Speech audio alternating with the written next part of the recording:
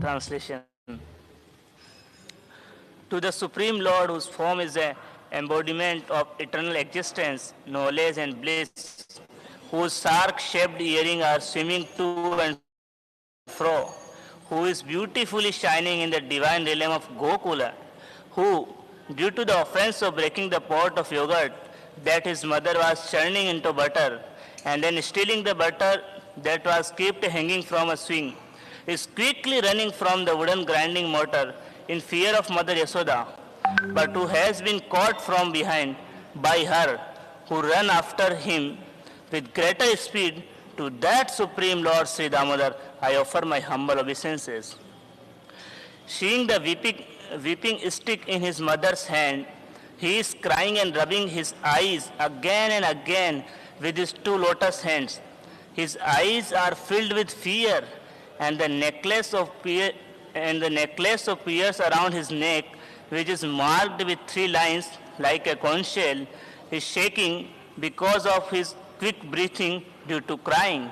To this Supreme Lord Sri Damodar, whose belly is bound not with ropes, but with mother's pure love, I offer my humble obeisances. By such childhood pastimes as this, he is drowning the inhabitants of Gokula in pools of ecstasy, and is revealing to those devotees who are absorbed in knowledge of his supreme majesty and opulence that he is only conquered by devotees whose pure love is imbued with intimacy and is free from all conception of awe and reverence. With great love, I again offer my obeisances to Lord Damodar hundreds and hundreds of times. O Lord, although you are able to give all kinds of benediction, I do not pray to you for the boon of impersonal liberation, nor the highest liberation of eternal life in Vaikuntha, nor any other boon which may be obtained by executing the 9 processes of bhakti. O Lord, I simply wish that this form of yours as Bal Gopal in Vrindavan may ever be manifest in my heart. For what is the use to me of any other boon beside this? O Lord, Your lotus face, which is encircled by locks of soft black hair, tinged with red, is kissed again and again by Mother Yashoda, and your lips are reddish like the bimba fruit. May this beautiful vision of your lotus face be ever manifest in my heart. Thousands and thousands of other benedictions are of no use to me. O Supreme Lord, I offer my obeisances unto you. O Damodar, O Ananta, O Vishnu, O Master, O my Lord, be pleased upon me. By showering your glance of mercy upon me, deliver this poor ignorant fool who is immersed in an ocean of worldly sorrows and become visible to my eyes. O Lord Damodar, just as the two sons of Kuvera and Manigriva, just two sons of Kuvera, Manigriv and Nal Kuvera, were delivered from the curse of Narada and made into great deities by you in your form as a baby tied with rope to a wooden grinding mortar. In the same way, please give to me your own prema bhakti. I only long for this and have no desire for any kind of liberation. O Lord Damodar, I first of all offer my obeisances to the brilliantly effulgent robe which binds your belly. I then offer my obeisances to your belly, which is the abode of the entire universe. I humbly bow down to your most beloved Srimati Radharani, and I offer all obeisances to you, the Supreme Lord, who displays unlimited pastime. Jai Shri Shri Radha Damodar Ashkam Ki.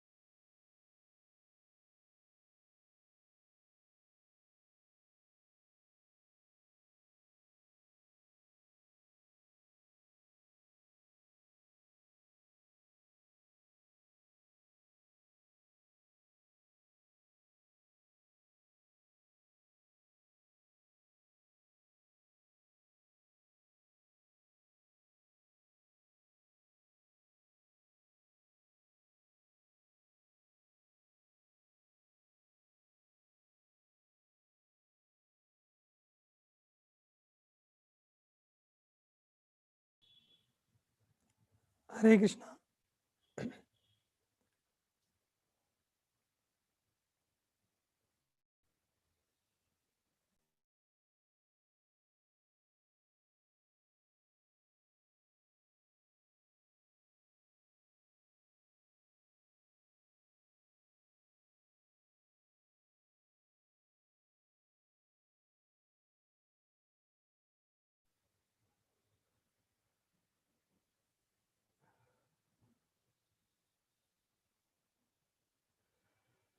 Hare Krishna, Hare Krishna, Krishna Krishna, Hare Hare, Hare Ram, Hare Ram, Ram Ram, Hare Hare. Okay, we can start.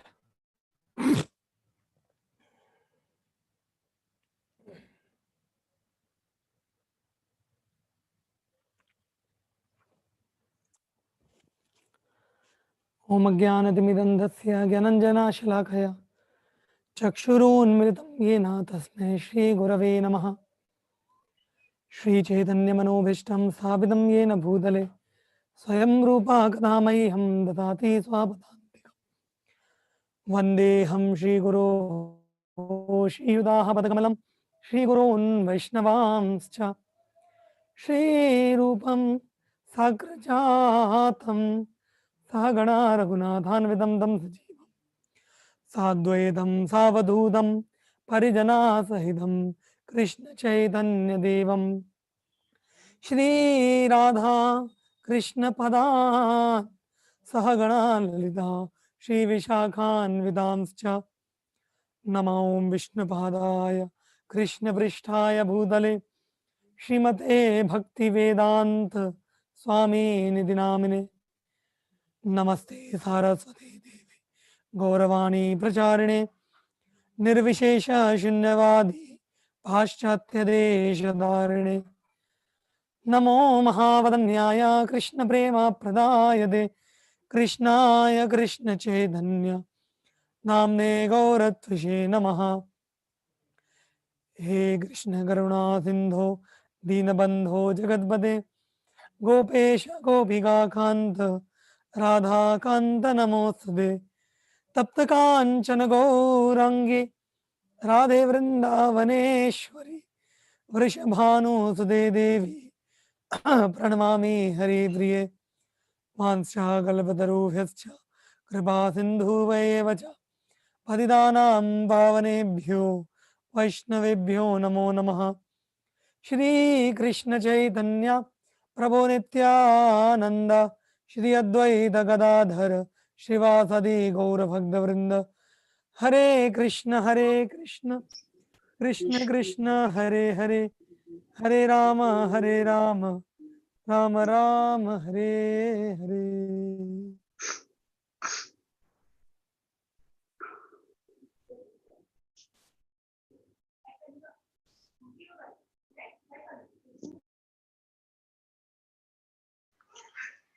मुझे mute हो गया।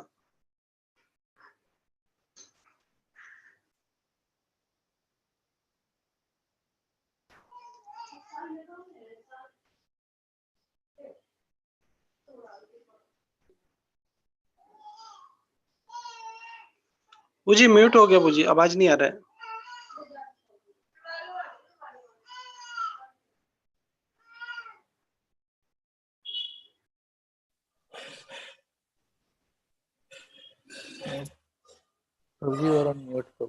Yes Prabhu ji, आ गया।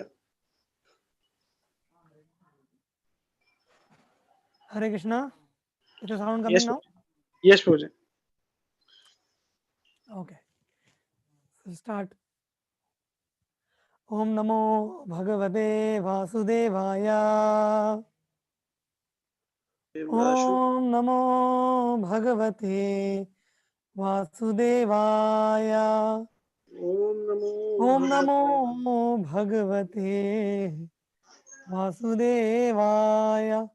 नारायणं नमस्कृत्य नरं चैव नरोत्तमं देवीं सरस्वतीं व्यासं उदीरयेत्। नष्टप्रायेषु भद्रेषु नित्यं भगवत सेवया भगवती उत्तमश्लोकैर्भक्तिर्भवति नैष्टिकी। कृष्णाय वासुदेवाय Power on. देवकृष्णाय You plugged into your monitor. Your device is ready to pair. नन्दगोपकुमाराय गोविन्दाय नमो नमः। हरे Krishna. We heartily welcome all of you to our Bhagavatam study circle. Unfortunately, we couldn't have it last 2 days because of unforeseen reasons, some health issues and all. But today, by Krishna's grace, we are again meeting for our Bhagavatam study circle. So we are discussing first canto, chapter 16, and how many shlokas have we covered?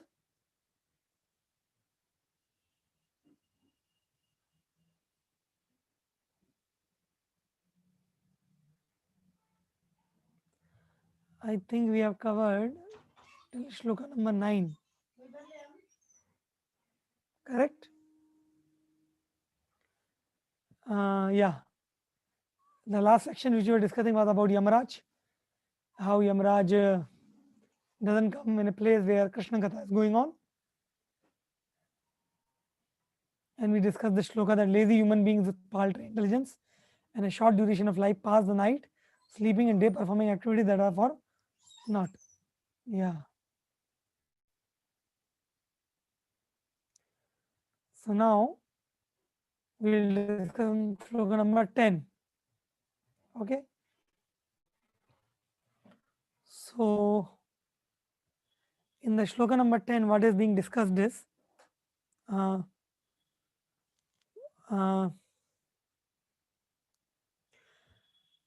so till in the beginning of the chapter, Sadhu Goswami started narrating about Maharaj Parikshit's travels, where all Maharaj Parikshit is going, and He was overlooking the kingdom. And then Maharaj Parikshit found a Shudra dressed like a king trying to beat a cow. So then the Shonakadi rishis, they interrupted Sutta Goswami and told him that please don't tell us these kind of things if they are not in relation to Krishna. We don't want to hear such things. You please narrate this kind of things only if there is some element of Krishna in that. Hmm? And then they started telling the glories of Krishna Katha, that wherever Krishna Katha is discussed, even Yamraj don't come there, so don't worry about the time. You continue narrating the pastimes of the Lord. So after hearing their verdict now, Sudha Goswami is again continuing the narration about Parikshit Maharaj, how Parikshit Maharaj was traveling and what all was happening to him when he was traveling. Hmm? So we'll discuss the shloka number 10 onwards. So the shloka number 10, 11, 10,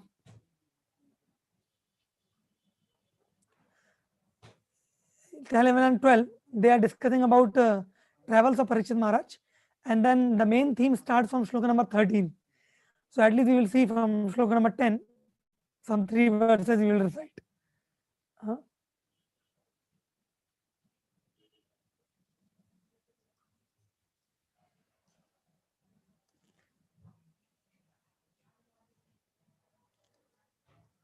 You're able to see the screen, bro?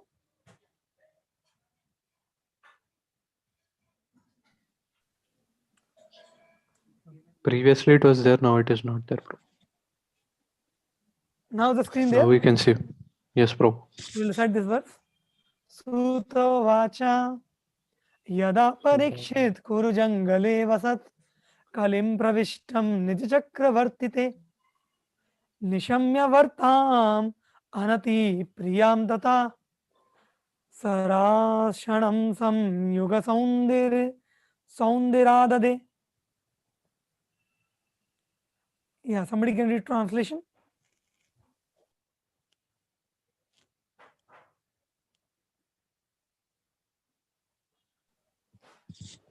Sutta Goswami said, while Maharaj Parikshit was residing in the capital of the Kuru Empire, the symptoms of the age of Kali began to infiltrate within the jurisdiction of his state. When he learned about this, he did not think the matter very palatable. This did, however, give him a chance to fight. He took up his bow and arrows and prepared himself for military activities. So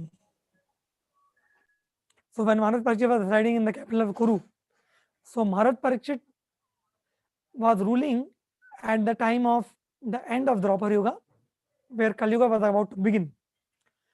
And because already Krishna has went back to his abode, so Kali has now started entering, because Kali was only waiting when Krishna will go back to his abode so that he can come. But Maharaj Parikshit's rule was so powerful that Kali was not even was able to enter even after Krishna's departure, because Parikshit Maharaj was ruling. Just imagine, Parikshit Maharaj was the king of the whole world. How much powerful he would be that he was not allowing Kali to enter into any place. How does Kali enter into any place? Wherever there are 4 activities of intoxication, meat eating, illicit sex, and gambling. So now, if you compare Parikshit Maharaj's rule with today's rule, today in a small city or in a small town also, if we want to make sure that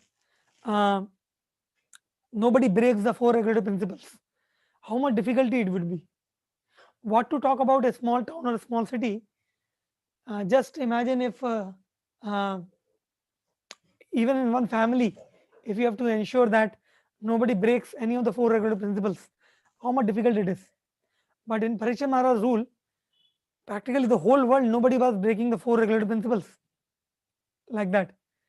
But then, because the Kali has to come, so Kali was trying to hidingly perform his activities. And Parikshit Maharaj, being the emperor, could very clearly understand that Kali is trying to enter in the state's jurisdiction. and being a king, he did not like it very much. Bhagavatam is saying that when he learned about this, he did not think the matter very palatable. So, because Parikshit Maharaj was Kshatriya, and as a Kshatriya, it is his duty to protect the kingdom. So, what he did, as you see here, he took up his bow and arrows and he prepared himself for military activities. This means he was thinking that okay, if it's required to fight with Kali, then we can even do that to save the kingdom. Yeah, please read translation. Sorry, purport. Purport. The state administration of Maharaj Parikshit was so perfect that he was sitting in his capital peacefully. But he got the news that the symptoms of the age of Kali had already infiltrated into the jurisdiction of his state, and he did not like the news. What are the symptoms of age of Kali? They are illicit connection with women, indulgence in meat eating, intoxication, and taking pleasure in gambling. The age of Kali literally means the age of quarrel, and the above mentioned four symptoms in human society are the root causes for all kinds of quarrel. Maharaj Parikshit heard that some of the people of the state have already taken to those symptoms, and he wanted to take immediate steps against such Yeah, causes of unrest. yeah. So you see, Maharaj Parikshit, Prabhupada saying Maharaj Parikshit's administration was very perfect. What does that mean? That see, he was sitting at one place only, but he got all the news what is happening where. Correct? This is the meaning of good administration. So, it's not that for good administration one has to go himself everywhere. One should be arranging things in such a way that one should know what is happening with anywhere. Because Parikshit Maharaj was the king, for him to know what his citizens are doing is very important. Similarly, you see, we all are connected to Srila Prabhupada's movement, ISKCON society, and specifically we are connected to, our Gita life. So now devotees may be at different places. All of you are situated. Somebody is in Hyderabad, somebody is in Nizamabad, somebody is in Maharashtra, somebody is in, in Jhansi, somebody is in different places. So you all may be different places, but good administration, good care is that we all may be different places, but the caretaker, he knows what is going on in the life of devotees. Are they well situated? Are they chanting? Are they following the rules and regulations? Like that. If they are not, then some steps has to be taken. Like that. So how the kings used to do that? So there were some ways by which the kings used to administer. First of all, the kings, like just like in our country, we have prime minister, and then in every state there's a chief minister, and then in the chief minister has a cabinet, the ministry of cabinets, and then there are MLAs, MPs, there are governors who are taking care of the state administration, and then through all these administrative heads, the kings used to arrange spiritual discourses for the citizens of the places. And because the citizens of those places are regularly getting spiritual discourses, the kings used to ensure that people are not indulging in any wrong activity because they are regularly hearing spiritual knowledge. Like that. Similarly, when we are keeping this kind of sessions, Bhagavatam study circles, Saturday evening programs. So when devotees are coming and attending this kind of programs, through these programs we can ensure that because devotees are in touch with spiritual knowledge, they must be following the rules and regulations, and they must not be allowing the wrong activities to infiltrate in their life. Because whenever spiritual touch is lost, that is the time when we get into wrong activities. So, as you see here, they are saying that the Kali has started entering into the kingdom. And how does we know Kali has entered? So, the four activities of illicit connection with women, indulgence in meat eating, intoxication, and taking pleasure in gambling. These are the symptoms of Kali. And the Parikshit Maharaj got the news that some of the people in his kingdom, they have started performing these activities, and because of this, uh, Parikshit Maharaj understood that Kali has entered. Hmm? This is how we come to know that Kali has entered. So we are supposed to make our places Kali proof. We should not allow Kali to enter. The places should be Kali proof. But how Kali enter? If anybody in the family or in the center or in the temple is breaking any of the regulatory principles, this means the presence of Kali is there. So it's a very dangerous situation. Hmm? Okay, please go ahead. This means that at least up to the regime of Maharaj Parikshit, such symptoms of public life were uh, practically unknown. As soon as they were slightly detected, he wanted to root them out. The news was not palatable for him, but in a way, it was Maharaj Parikshit. It was because Maharaj Parikshit got a chance to fight. There was no need to fight with small states because everyone was peacefully under his subordination. But the Kali Yuga miscreants gave his fighting spirit a chance for exhibition. A perfect Kshatriya king is always jubilant as soon as he gets a chance to fight, just as a sportsman is eager when there is a chance for a sporting match. It is no argument that in age of Kali such symptoms are predestined. If so, then why was there preparation for fighting out such symptoms? Such arguments are offered by lazy and unfortunate men. In rainy season, the rain is predestined, and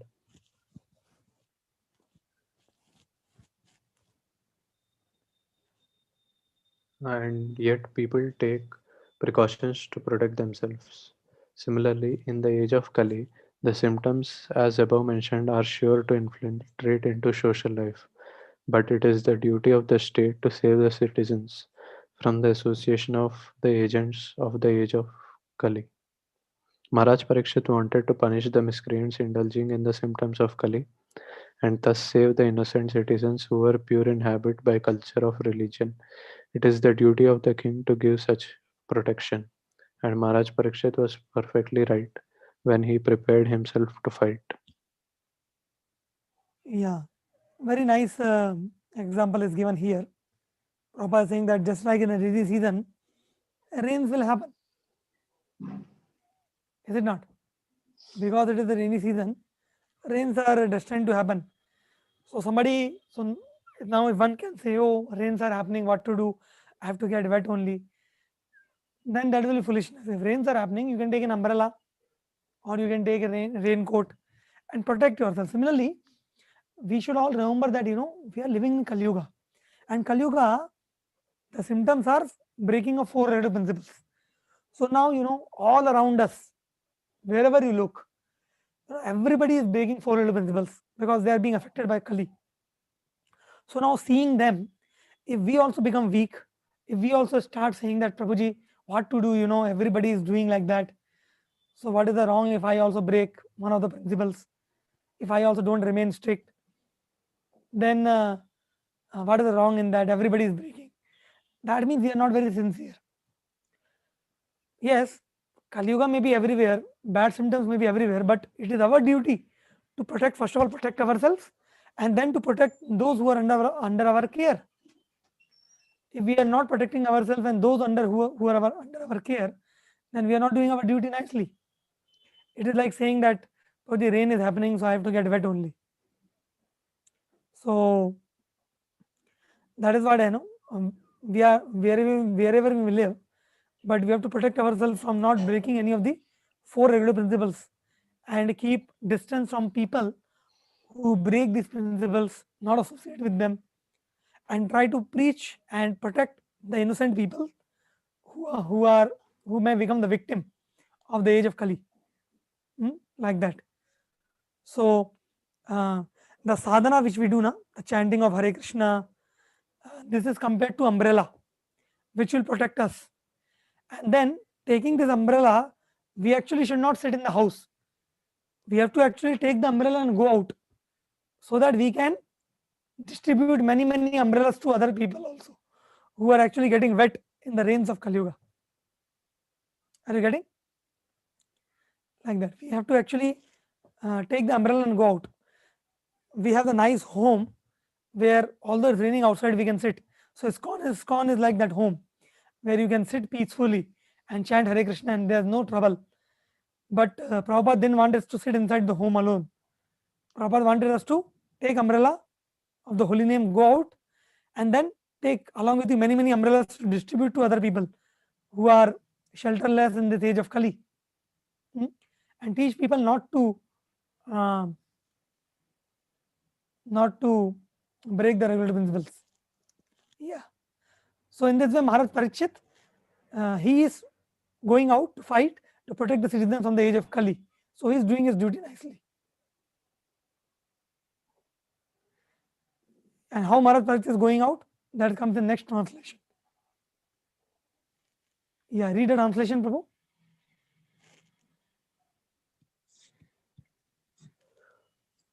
Maharaj Pariksit sat on a chariot drawn by black horses. His flag was marked with sign of lion. Being so decorated and surrounded by charioteers, cavalry, elephants, and infantry soldiers, he left the capital to conquer in all directions. Yeah. Actually, Maharaj Parikshit is already the emperor. For him, there is no need of fighting. But he was going now all around the world to see where, in which all places Kali is breaking the principles. Yeah, read the purport. Maharaj Pariksit is Somebody else can read. Somebody you all already read. Maharaj Parikshit is distinguished from his grandfather Arjuna, for black horses pull his chariot instead of white horses. He marked his flag with the mark of a Arjuna's horses lion. were white. Arjuna's horses were white and Parikshit Maharaj's horses were black. And yeah, go ahead. He marked his flag with mark of a lion, and his grandfather marked his with the mark of Hanumanji.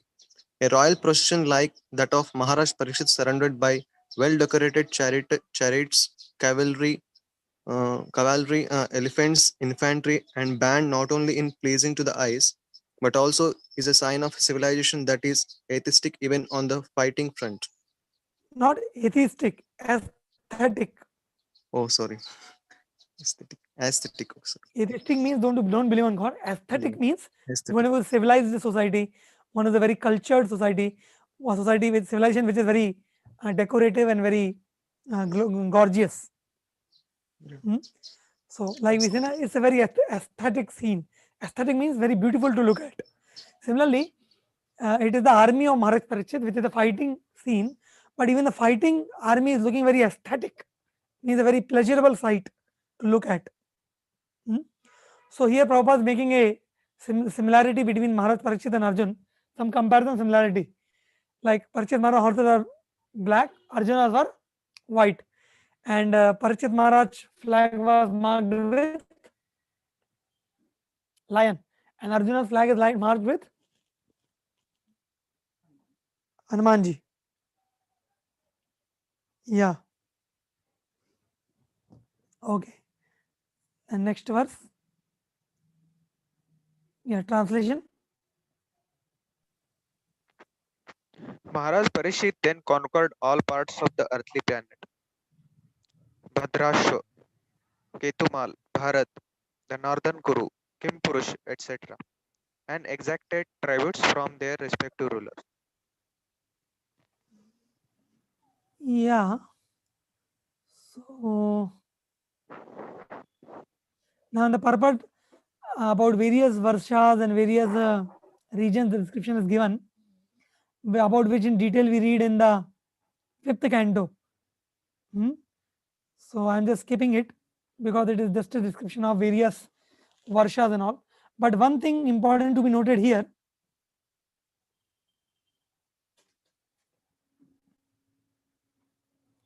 But one thing which is important to be noted here is that in the previous ages, even during the time of Maharaj Parikshit or Arjuna,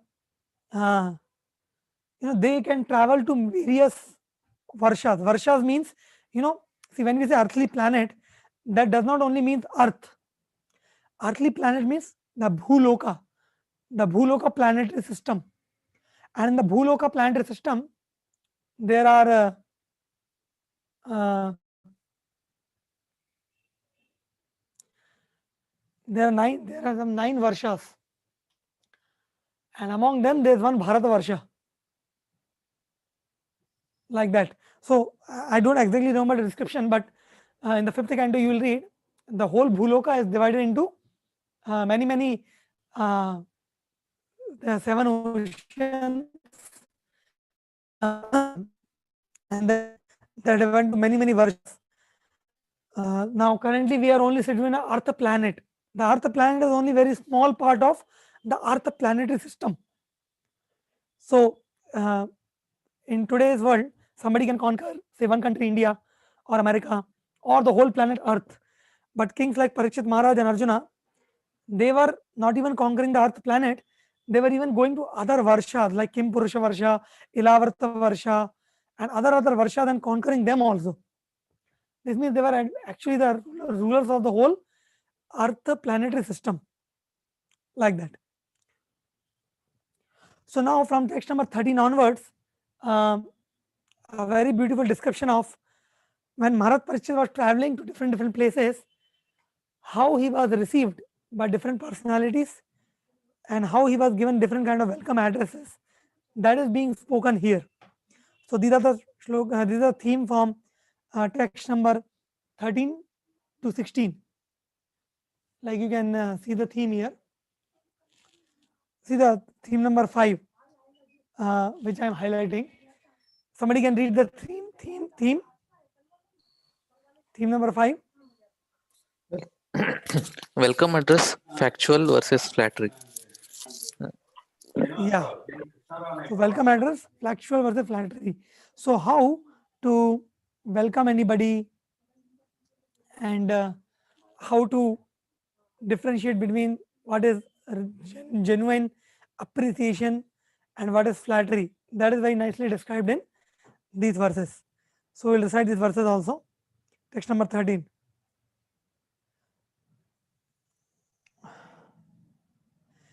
तत्र तत्रोपशृण्वनः स्वापूर्वेषां महात्मनां प्रगीयमानं च यशः कृष्णमाहात्म्यशो शुचाकम्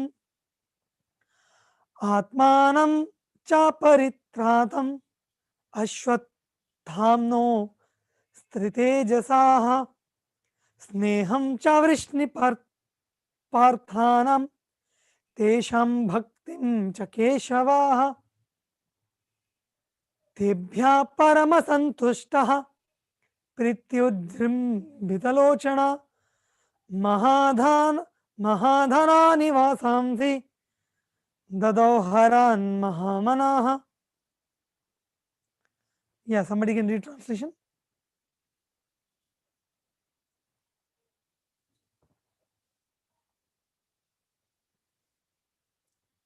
Yes.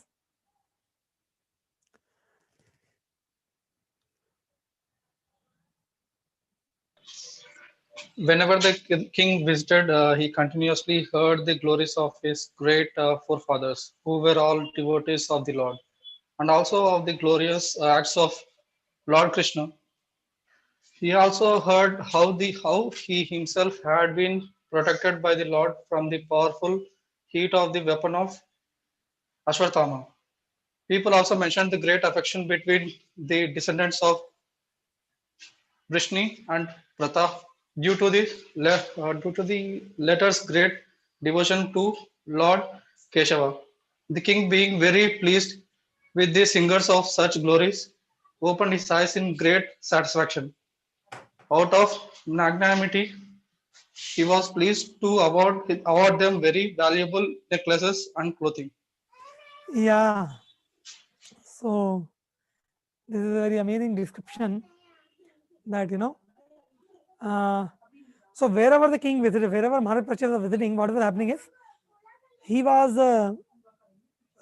hearing about the glories of Krishna and the glories of his forefathers, which is Pandavas, and the relationship between the Pandavas and Krishna. He was hearing, and he also heard how Krishna saved him when he was in the womb of his mother. Hmm? Like that, and hearing such glories, Maharaj Parikshit uh, awarded and gifted many valuable things to the people who are glorifying. So now Prabhupada writes in the purport about the real welcome addresses. Very beautiful. Read the purport very attentively.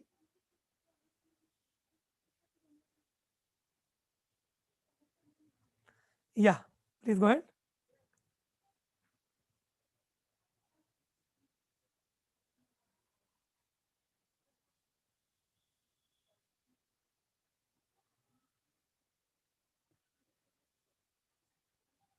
Yes, who's reading?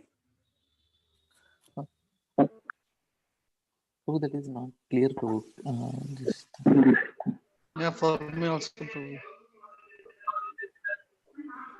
Yeah, kings and great personalities of the state are presented with welcome addresses. This is a system from time immemorial. And Maharaj Parikshit, since he was one of the well-known emperors of the world, was also presented with addresses of welcome in all parts of the world as he visited those places. The subject, sorry, Prabhu, it is not clear. Where's the Prabhu? Matter. Is The it not subject clear? matter of, yeah, Prabhu, it is blood. Just a minute.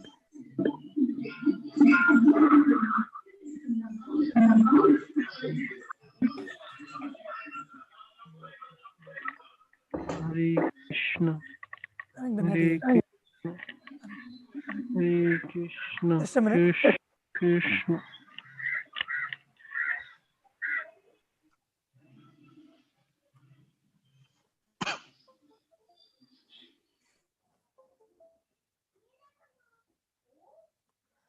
Prabhu, is it coming clear now?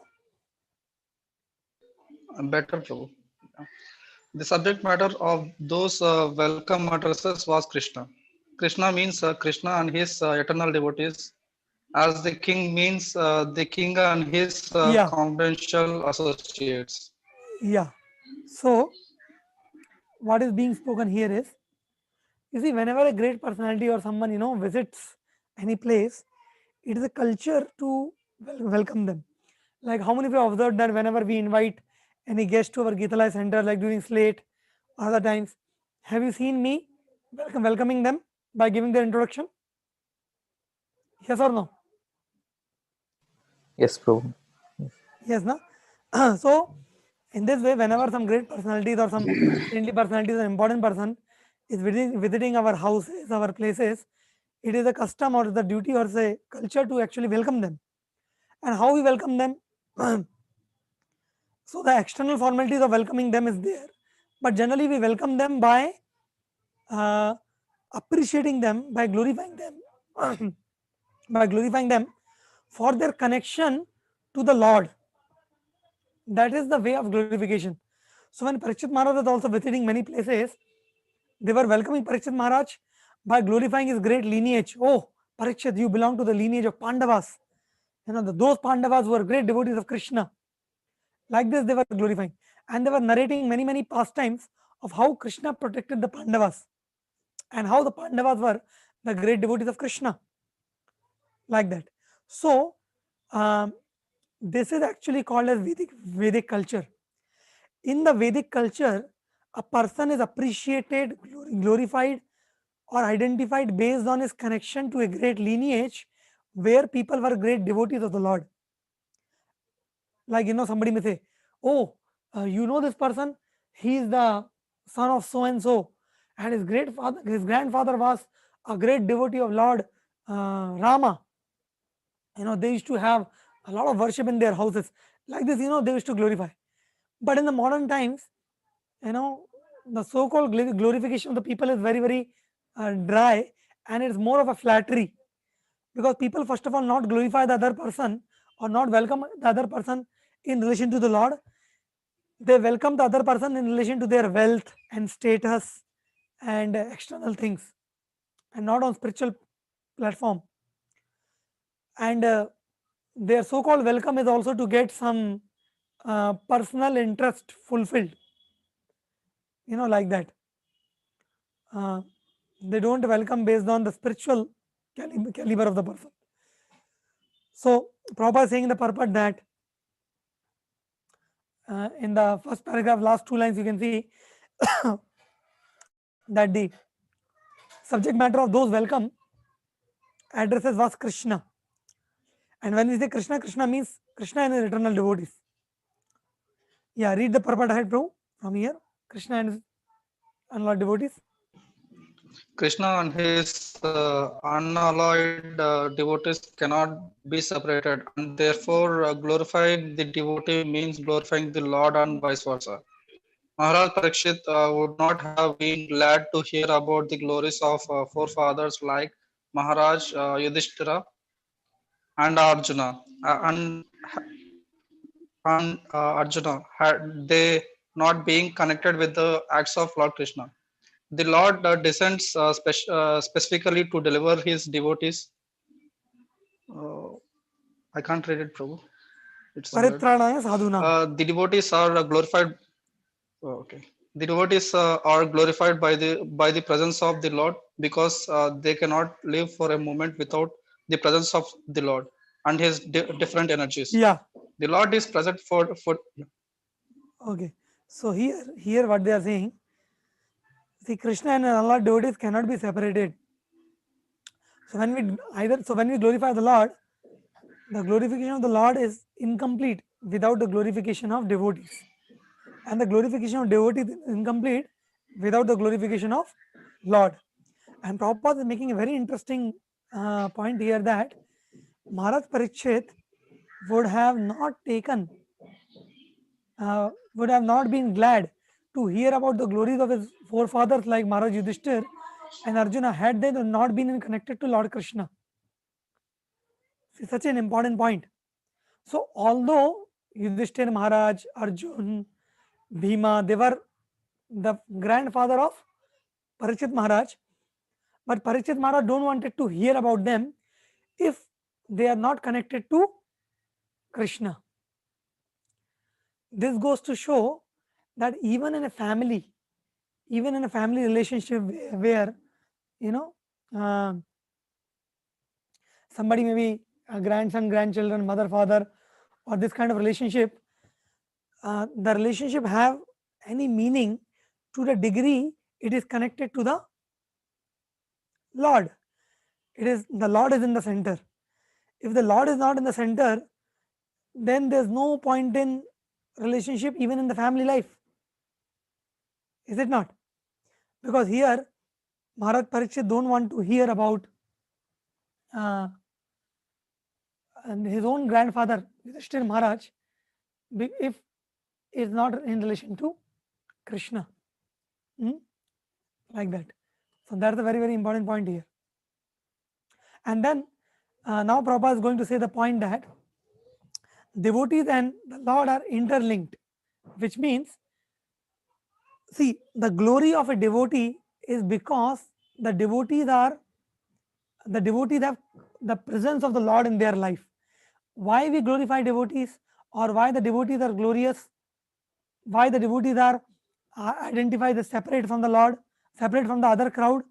Because a devotee is one in whose life Krishna is a very prominent factor. Krishna is a great priority in his life. His day starts with Krishna, his day ends with Krishna, throughout the day he is with Krishna. So because Krishna is the prime factor in the life of a devotee, that is why devotee is glorious, because of the presence of Krishna. And then Prabhupada is going to say, why is Krishna glorious? Krishna is also glorious because there are devotees in the life of Krishna. This is the interconnection of Krishna and the devotees. Because Prabhupada will say in the purport that sometimes Krishna purposefully puts his devotees into troublesome situations. so that when the devotees will remember Krishna even in that difficult times, then the true glory of devotees will come out. And in this way, devotees will be glorified. And then people will ask, oh, see these people, they are so glorious that even in the difficult times, they are remembering their Lord. And who is their Lord? Krishna is their Lord. So, because Krishna is their Lord and they are remembering Krishna even in difficult times, so how much glorious Krishna would be that these people are remembering him even at the time of difficulties. So, in this way, by the activities of devotees, even the lords get glorified. So, the relationship between the devotees and Krishna is vice versa. Because of Krishna's presence, the devotees are glorified, and because of the devotees' presence or devotees' activities, Krishna is glorified. For example, Srila Prabhupada went to the Western world to preach Krishna consciousness all over the world. And then, because Prabhupada preached Krishna consciousness all over the world, Krishna got famous all over the world. Is it not? Srila Prabhupada made Krishna famous all over the world, and Krishna made Srila Prabhupada famous all over the world. Is it not? Like that. So, in this way, there is a reciprocal relationship between Krishna and his devotees. Like that. Yes, Prabhu, please read ahead from here. From here, the Lord is present for the devotees by his act. Yeah.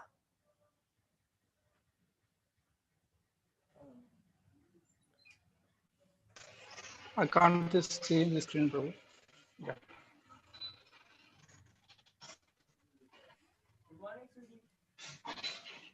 Yeah, from here you can read.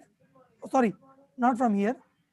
From where you have to read? The devotees of the Lord are never in danger. From here you read. The Last devotees but are third, Prabhu. glorious. Yeah. The devotees are glorified. Okay. Yeah, from here. Yeah. The devotees are glorified by the presence of Lord because they cannot live for a moment without the presence of the Lord and his different energies. Then he was saved by the Lord in the womb of his mother. The devotees of the Lord are never in danger, but in the material world, which is full of dangers at every step, the devotees are apparently placed in dangerous positions. And when they are saved by the Lord is Glorified. yeah, the Lord is glorified. Lord Krishna would not have Yeah. been See, glorified. This is the point which I was trying to say. Devotees of the Lord are never in danger, but because the material world is danger at every step, so whenever devotees are apparently placed into dangerous position and they are saved by the Lord is glorified. So that's the point I'm saying. The devotees are glorious because Lord is there in their life, and Lord is glorious because when Lord saves the devotees, so Lord becomes glorified. So this is where reciprocal relationship is there. Yeah, continue. Lord Krishna. Lord Krishna would not have been glorified as the speaker of Bhagavad Gita had his devotees like the Pandavas not been entangled in the battlefield of Kurukshetra. All such acts of the Lord were mentioned in the addresses of welcome. And Maharaj Parikshit is full satisfied, rewarded those who presented such addresses. Yeah. The difference between the present. Yeah. So that's what the point. They are saying all such acts of the Lord were mentioned in the address of welcome. So all the acts of the Lord, like Lord speaking the Bhagavad Gita to Arjuna, Lord protecting the Pandavas, Lord protecting Parikshit Maharaj in the womb of his mother, these were the things spoken in the welcome address.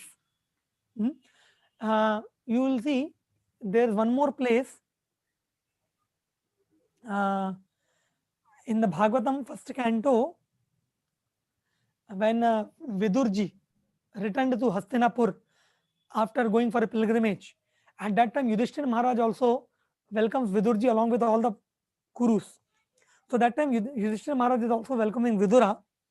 And in welcoming Vidura, Yudhishthira Maharaj is also narrating the activities of Vidurji in relation to Krishna. that you are such a great devotee of Krishna, and you always protected us uh, in various ways whenever dangers came in our life. So, in this way, Yudhishthira Maharaj was also glorifying Vidurji, welcoming Vidurji by narrating the activities how he protected the Pandavas. So that's the point. Hmm? Yeah.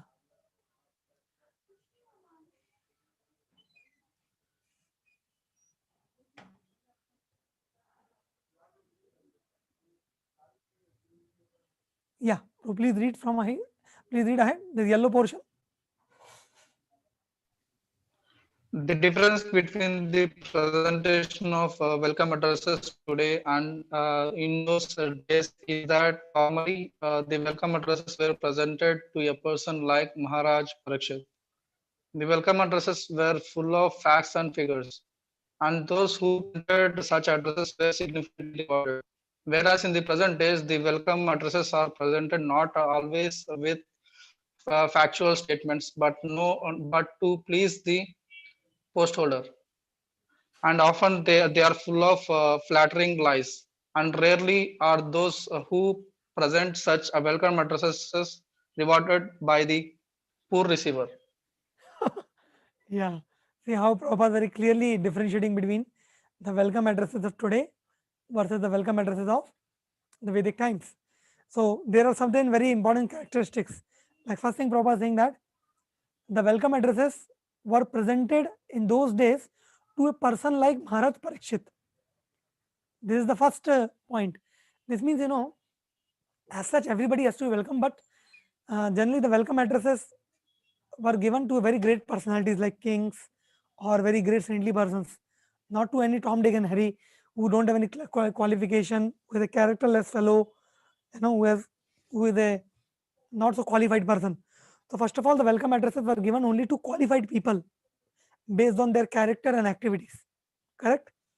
Whereas in today's time, we find people give welcome address to anyone and everyone without even considering their qualifications and uh, their character and all. There's the first difference. Second is they are saying that the welcome addresses were full of facts and figures. Correct? So this means uh, the exact details were told. But nowadays, what happens? Because people have hidden agendas in glorifying the other person, so they speak even those things which are not true, which are not factual, because they have to just do some flattery ना. वो in Hindi में से मक्खन लगाना मक्खन. तो थोड़ा मक्खन लगाने के लिए they speak whatever comes to their mouth, like that. They over glorify a person, or they speak so much even which is not true. So such kind of things are not there in the Vedic times. Exact things are told because there were no hidden agendas to gain anything from the person. Whatever is true, they used to tell. And the third difference is that those people who used to appreciate and glorify and give the welcome address, they were sufficiently rewarded. But today we find that everything has become very official and nobody rewards those who give the welcome address. So people don't like to glorify the other person also. Like that. Yeah. So these were the difference between welcome address in the Vedic times and welcome addresses in the current times, or the difference between appreciation and flattery, or like that. Like you can see this was the theme which we were discussing now. Welcome address, factual versus flattery. Correct. One more verse we will see for today and then we will conclude for today. The verse number 16, because it is in the same theme. And this verse number 16 is a very, very beautiful verse. I can say this is a memorization verse.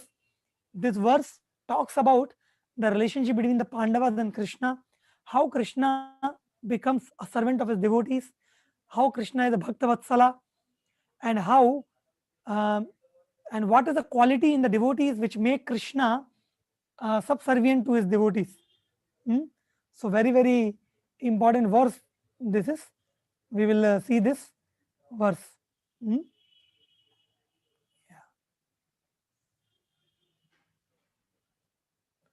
So this verse very beautiful. We will try to recite it. You can also recite it after me. सारथ्य पार्षद seven सख्य दौत्या Sakhya. वीरासनानुगमना स्तवन प्रणामन्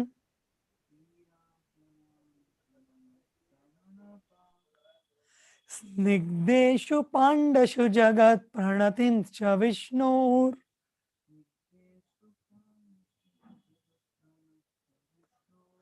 भक्तिं करोति निपतिश्चरणारविन्दे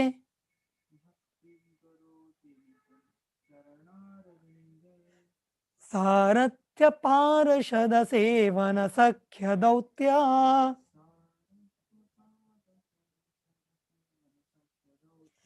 वीरासनानुगमना स्तवन प्रणामान्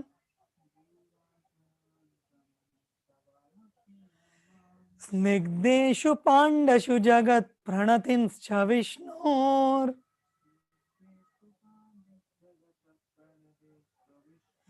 भक्तिं करोति निपतिश्चरणारविन्दे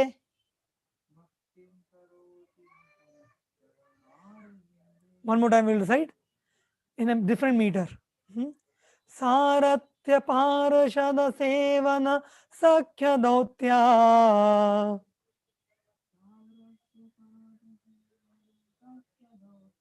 वीरासनानुगमना स्तवन प्रणामान्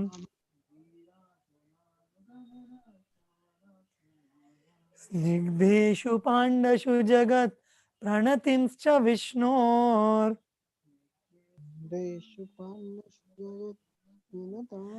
भक्तिं करोति निपतिश्चरणारविन्दे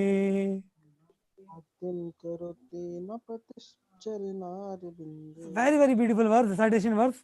You can note down 1.16.16. Now we see the word to word meaning also.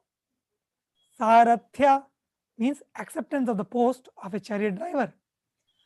Then see, this verse is telling about what all different types of services Krishna did for the Pandavas. Okay, this is the verse which is telling how Krishna, who the Supreme Lord, became a servant of the devotees. So it is giving the list of what all services Krishna did. So first is Sarathya, acceptance of the post of a chariot driver. Then Parashada, acceptance of the presidency in the assembly of Rajasuya sacrifice. Sevana, engaging the mind constantly in the service of the Lord. Sakhya, to think of the Lord as a friend. Dautya, acceptance of the post of a messenger. Veera asana, acceptance of the post of a watchman with a drawn sword at night. Anugamana, following in the footsteps. Stavana, offering of prayers. Pranaman, offering obeisances. Snigdeshu, unto them who are malleable to the will of the Lord. Pandushu, unto the sons of the Pandu. Jagat, the universe. Pranatim, one who is obeyed. Cha, and Vishnu of Vishnu. Bhaktim, devotion. Karoti, does. Nipatihi, the king. Charanaravinde, unto his lotus feet. Yes, somebody can read the translation. Somebody who has not read till now. Maharaj Parikshit. No, who was reading before? Sound is not coming in. Somebody was reading before, no? Sound was coming good. Hare Krishna. Maharaj Parikshit. Yeah. Maharaj Parikshit heard that out of his causeless mercy, Lord Krishna, Vishnu, who is universally obeyed, rendered all kind of services to the malleable sons of Pandus by accepting posts ranging from chariot driver to president to messenger, friend, night watchman, etc. according to the will of the Pandavas, obeying them like a servant and offering obeisances like one younger in years. When he heard this, Maharaj Parikshit became overwhelmed with devotion to the lotus feet of the Lord. Yeah. See, very beautiful verse. Was he saying that Maharaj, so when Maharaj was going to different places, he was hearing narrations about his grandfather and about himself in relation to Lord Krishna. And then what he heard, this is what he heard, that he heard that Krishna, who is the Supreme Lord, Supreme Vishnu, who is universally obeyed. This means everybody obey the Supreme Lord. But he, Krishna, rendered different types of services to the Pandavas.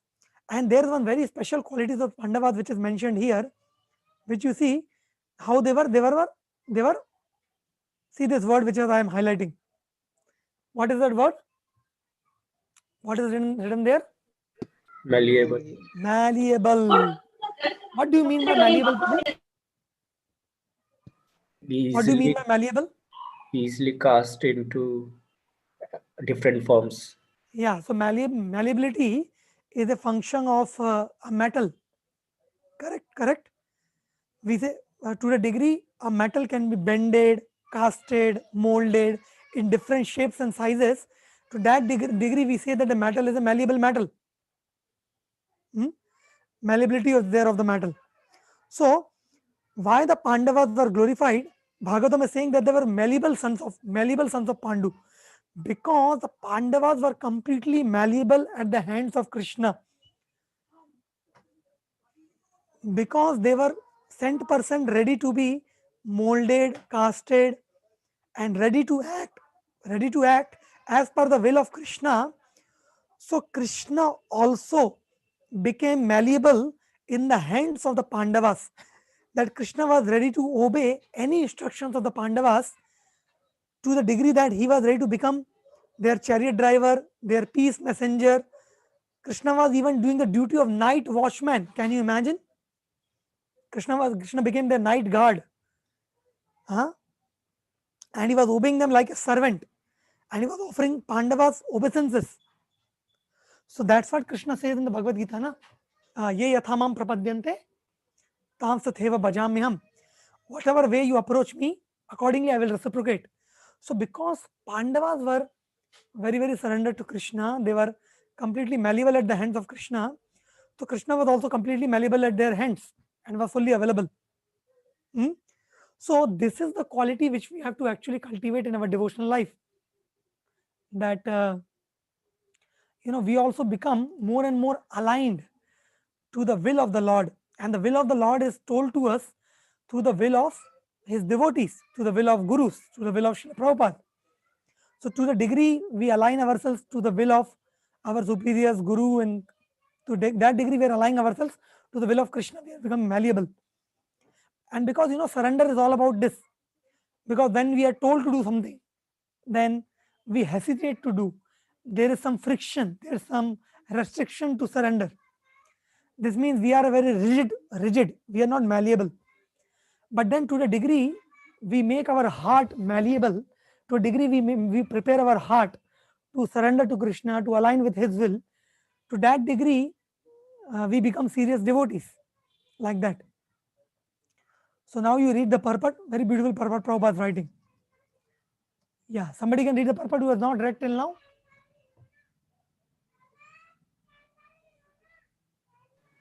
Lord Krishna is everything to the unalloyed devotees, like the Pandavas. The Lord was for them the Supreme Lord, the spiritual master, the worshipable deity, the guide, the chariot driver, the friend, the servant, the messenger, and everything they could conceive of. And thus the Lord also reciprocated the feelings of the Pandavas. Maharaja Parikshit, as a pure devotee of the Lord, could appreciate the Lord's transcendental reciprocation of the feelings of his devotees, and thus he himself also was overwhelmed with the dealings of the Lord. Simply by appreciating the dealings of the Lord and his pure devotees, one can attain salvation. Yeah, see this point, such a beautiful point Prabhupada is saying here, that because Maharaj Parikshit was a pure devotee, he could appreciate the dealings between the devotee and the Lord. Similarly, Prabhupada is saying that simply by appreciating the dealings of the Lord with his pure devotee, one can attain salvation. So you see, my dear friends, in devotional life now, we need not to become very big scholars or very big panditas. The greatest pleasure a devotee derives in spiritual life is to relish the dealings of the Lord with his devotees. Like we appreciate the pastimes of Vrindavan very much. We appreciate Krishna in Vrindavan very much. Why? Because in Vrindavan, Krishna has the most intimate dealings with his devotees, like Yashoda Mata, Nanda Maharaj, gopis, cowherd boys, cowherd girls. Is it not? So, because these dealings of Krishna and his devotees are very, very sweet and very, very deep, just by appreciating these dealings, one can attain all perfection. Similarly, here Parikshit Maharaj is appreciating the dealings of the Pandavas with the Krishna. So this is actually the higher taste which we have to cultivate in our spiritual life. See, why we study Bhagavad Gita, why we study Bhagavatam, is simply for this purpose, that the main thing which we are looking in Bhagavad Gita, Bhagavatam, Chaitanya Charitamrita, and all the bhakti scriptures is how the Lord is dealing with the devotees and how the devotees are dealing with the Lord. And this is the ultimate higher taste, and there's nothing beyond it. Like, Chaitanya Mahaprabhu is appreciating the South Indian Brahmana for reading Bhagavad Gita, although he's not able to read, because the South Indian Brahmana is appreciating the relationship of Krishna and Arjuna, and seeing that relationship is crying tears. So that is the essence of the bhakti, the relationship between the Lord and the devotee. That's what we have to relish. And the moment you start relishing this relationship between Krishna and his devotees, the moment you will start relishing higher taste. That's the point. Yes, Prabhu, please continue ahead. The Lord dealings. The Lord dealings with his devotees appear to be ordinary human dealings, but one who knows them in truth becomes at once eligible to back to Godhead. Go back home, back to Godhead. The Pandavas were, were so malleable to the will of the Lord that they could sacrifice any amount of energy for the service of the Lord, and by such unalloyed determination they could secure the Lord's mercy in any shape they desired. Yeah. So the Pandavas, as I was saying, see this. The Pandavas are so malleable to the will of the Lord that they could sacrifice any amount of energy for the service of the Lord. So, my dear devotees, how many of you want to become malleable in the hand of the Lord? Please raise hands, online hands. Correct? You want to become malleable, so Prabhupada is giving us the hint how to make our heart malleable, or how to become the malleable. What hint Prabhupada is giving? Prabhupada is saying us that if we want to become malleable, then we should be ready to sacrifice any amount of energy for the service of the Lord. See this highlighted portion. This is the secret of making our heart malleable. This means when it comes to the service of the Lord, when it comes to devotional life, when it comes to spiritual practices, we should not become lazy. We should not put half-hearted attempts. We should put our best, and we should be ready to sacrifice any amount of energy. First of all, we should be ready to sacrifice any amount of material pleasure if it is required to be sacrificed for the service of Krishna. Beginning with our morning sleep during the Brahma Muhurta, which we don't get up. We should be ready to sacrifice it for the purpose of satisfying the Lord. Otherwise, how you will become malleable? So whatever is required to serve the Lord nicely, we should be ready to sacrifice quality time for chanting Hare Krishna. We should be ready to sacrifice everything to follow the 4 principles. We should be ready to sacrifice all the so-called material pleasures which come on our way in service to Krishna. And then whatever services we have, we should put our best physical, mental, emotional, social, spiritual, all energies to serve Krishna nicely. When we do that, then only our heart will become malleable. And only when the heart will become malleable, then what will happen? Then only Krishna will be there with us at all the times, just like he was there with the Pandavas. So, in bhakti, Krishna has a reciprocal relationship. Ye thamam prapadyante. So many times, people say, Prabhuji, first Krishna should reciprocate, then I will reciprocate. So people actually demand Krishna to reciprocate first. Actually, that is not the right way. Because, Krishna was present at the time of Draupadi Yuga, where Duryodhana, Dushasana, and all these people, they were seeing Krishna face to face. So Krishna was present in front of them, but did they surrender to Krishna? They didn't surrender. So what is the guarantee that even Krishna come in front of you, you will surrender? No. So we should not have such kind of wrong ideas that first Krishna should reciprocate, first Krishna should come in front of me and then I will surrender. No. In the bhakti life, actually we have to surrender first. We have to show our sincerity first. And then if Krishna is pleased by our sincerity, then Krishna will reciprocate. That is the point. So we should not demand Krishna.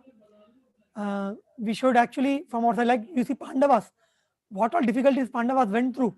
You know, they were sent to the house of lac, which was burnt. Their children were killed. You know, their kingdom was taken away. Their wife was insulted. So many difficulties came in their life, but they never complained to Krishna. Rather, whatever Krishna told them, whatever Krishna told them direction, they always keep following that, and that's why they became very dear to Krishna. So in spiritual life, that is the homework which we also have to do, to make our hearts malleable, you know, by surrendering to the will of Guru and Krishna. So let us um, make our life in such a way that we become more and more aligned with the will of our gurus, with the will of our superiors. Try to understand what is this Krishna conscious movement all about, and put our best energy and resources in fulfilling the desires of Srila Prabhupada. You know, because Srila Prabhupada and devotees like him are the personalities whose hearts are completely malleable and they are completely aligned with Krishna. So to the degree we align with their desires, to that degree our hearts will also become malleable. And as the book distribution marathon is coming, so there's very great opportunity to make our heart malleable by fully participating in this book distribution marathon and reaching out the message of Bhagavad Gita to as many people as possible, as many suffering souls as possible, to bringing them to Krishna's lotus feet. So by very enthusiastically participating in these services like book distribution, preaching, and reaching out the message, we are fulfilling the desires of Srila Prabhupada, who has understood Krishna's will. And in this way, there's a good opportunity to make our hearts valuable. Okay, so with this, we landed here for today. There are some 4 or 5 minutes remaining. Are there any questions?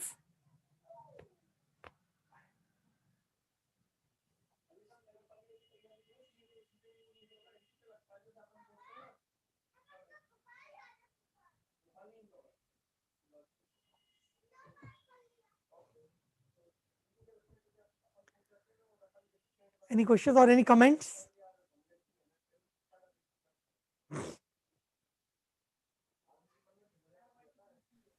Prabhuji, Yes, Aman when Krishna became the watchman for the Pandavas, so what did actually happen? Like, did the Pandavas requested him to become watchman, or Krishna himself took that part? Krishna himself, you know, because sometimes during the battle, Hare Krishna. So मेरे भैया हैं इधर. I just want to introduce you to my brother. My brother, I'm at home ना. So दादा इधर आइए ना.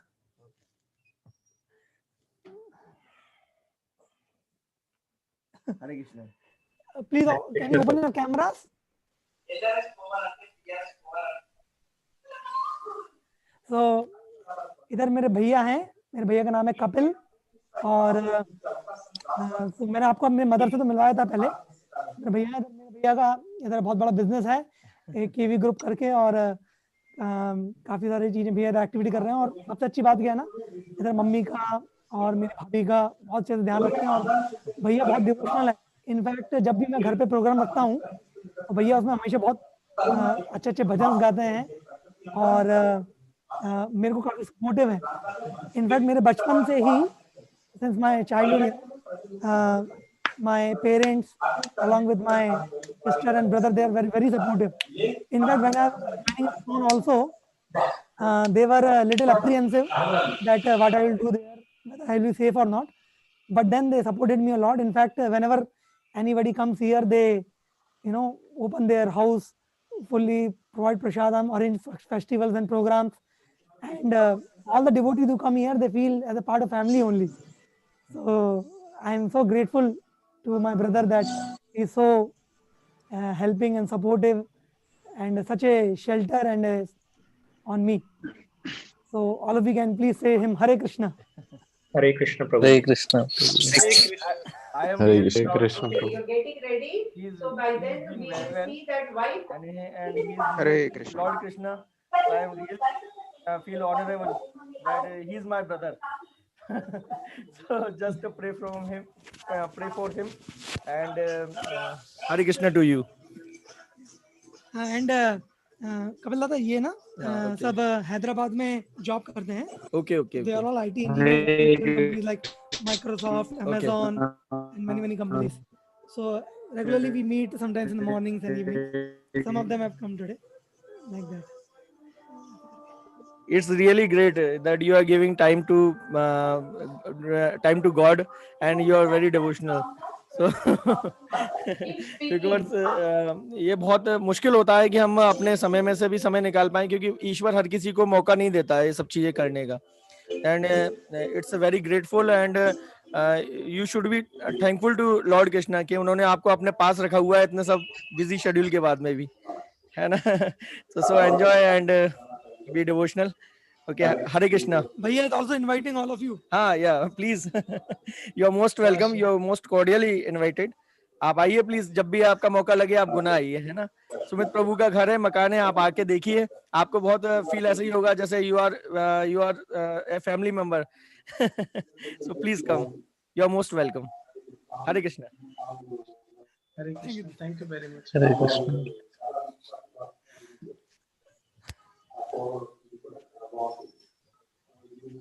Hari. Okay, so it's already 9:30 now. We can end here for today. Okay, thank you. So now it's Thursday, so we will meet now next weekend. So we are hoping that by next weekend I will be back in Hyderabad. So I'm starting from here mostly tomorrow or day after tomorrow, along with Praveen Prabhu and Anil Prabhu will join us from Ujjain, and we are traveling all the way to Hyderabad by car. My brother is giving me a car, so I'm bringing it to Hyderabad, and then we are opening our center, and then the morning programs, everything will be going on. So my request to devotees that those of you who are in Hyderabad, you can come to center for the morning programs, for weekly programs, for Bhagavatam study circles, and all. And in case those of you are not in Hyderabad, and if you have got bored at your homes, you also come to center and stay with devotees, and we'll have nice feasting, fasting programs and all. Okay, so we are opening the centers again. Okay. Huh? And today's Ekadashi, Praveen was just now informing me. So you can, if possible, please do fasting. Okay.